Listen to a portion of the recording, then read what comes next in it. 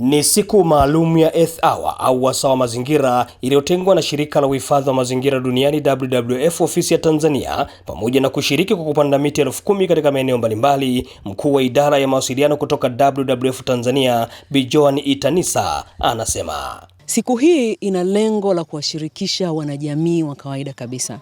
Sio siku ambayo iko chini ya Umoja wa Mataifa, sio siku ambayo iko chini ya serikali yoyote, lakini ni siku ambayo inahamasisha wananchi kabisa wa kawaida waweze kujitokeza walau kutoa dakika zao 60 katika kuhakikisha kwamba wanafanya jambo litakalosaidia katika uhifadhi wa mazingira. Tunatarajia kuwa tumepanda miti 10,000 katika maeneo ya hifadhi, katika mashule hapa Songea mjini, lakini pia na sehemu nyingine mbalimbali hapa kwenye mji wa Songea.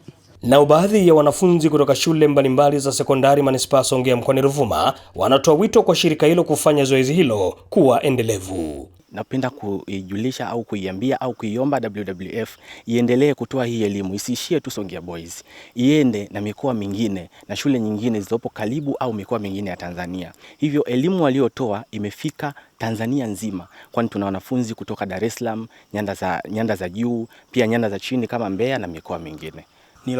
Ni ngumu sana wanafunzi kushughulika kwenye mambo kama haya ya kijamii bila kuwa na wale wahamasishaji. Kwa hiyo tuombe tu wazidi kupambana katika kufanya majukumu yao, ikiwa ni katika hali ya kuendeleza nchi yetu.